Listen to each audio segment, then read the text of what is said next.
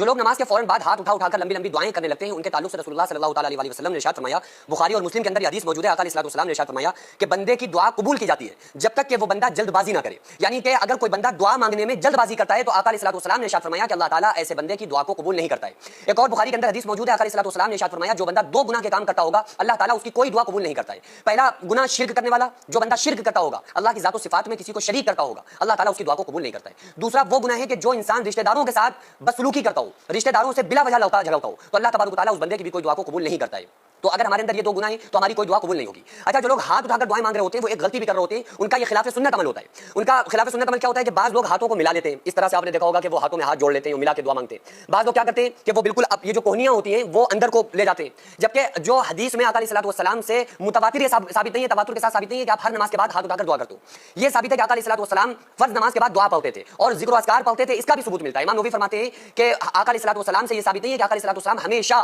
ہاتھ اٹھا کر دعا کرتے آ رہے ہوں، لیکن آقا علیہ الصلوۃ والسلام اکثر دعا کیا کرتے تھے، کیونکہ مسلم شریف کے اندر حدیث موجود ہے، آقا علیہ الصلوۃ والسلام سے دعا کی مقبولیت کا وقت پوچھا گیا تو آقا علیہ الصلوۃ والسلام نے ارشاد فرمایا کہ تہجد میں جو اللہ تعالیٰ سے دعا مانگی جائے اللہ تعالیٰ اس دعا کو قبول کرتا ہے، اور فرض نماز کے بعد جو بندہ اللہ تعالیٰ سے دعا کرتا ہے اللہ تعالیٰ اس دعا کو قبول کرتا ہے۔ تو ہاتھ لیکن جب آپ اٹھائیں نا تو اس میں غلطی نہ کریں کہ چونکہ ہمارا کوئی بھی عمل خلاف سنت نہیں ہونا چاہیے اور دعا میں جلد بازی نہیں ہونا چاہیے، ورنہ بجائے دعا مانگنے کے وہ جو ہم مانگ رہے ہیں وہ بھی سب برباد ہو جائے، وہ بھی ہماری دعائیں قبول نہ ہو، کیونکہ ہم خلاف سنت عمل کرتے رہے ساری زندگی۔ تو جو سنت طریقہ ہے وہ یہ ہے کہ جو آپ کی کوہنیاں ہونا چاہیے وہ آپ کے سینے سے علیحدہ ہونا چاہیے اور ہمارے ہاتھ کھلے ہوئے ہونا چاہیے، یعنی جو ہمارے ہتھیلیاں ہم ملا لیتے ہیں تو یہ ہتھیلیوں میں گیپ ہونا چاہیے، ہتھیلیاں کھلی ہونا چاہیے، کیونکہ اللہ تعالیٰ سے جب ہم مانگے تو یہ ہمارا انداز ہونا چاہیے کہ ہمارے جو کوہنیاں ہوں سینے سے الگ ہوں، آگے کو ہاتھ پھیلے ہوئے ہوں، کیونکہ اللہ تعالیٰ سے ہاتھوں کو پھیلا کے دعا مانگنا چاہیے، لمبے لمبے ہاتھوں کے ساتھ اللہ تعالیٰ سے دعا مانگنا چاہیے۔ حدیث میں آتا ہے نا کہ ایک صحابی تھے وہ لمبے لمبے ہاتھوں سے اللہ تعالیٰ سے دعا کر رہے تھے، صحابہ کرام لمبے لمبے ہاتھوں سے اللہ تعالیٰ سے دعا مانگتے تھے۔ تو لمبے لمبے ہاتھوں کا مطلب یہ کہ ہاتھوں کو پھیلا کے کافی دیر تک اللہ تعالیٰ سے دعائیں مانگتے رہتے تھے، اور دعا میں جلد بازی کرنے کا مطلب یہ کہ آپ نے دعا رٹ لی، یا کوئی عربی دعا ربنا آتنا فی الدنیا حسنہ یا ربنا ظلمنا انفسنا وان لم تغفر لنا وترحمنا لنکونن من الخاسرین، یا اس جیسی عربی کی جو بھی دعائیں آپ نے یاد کی ہوئی ہیں اب آپ ان کو بس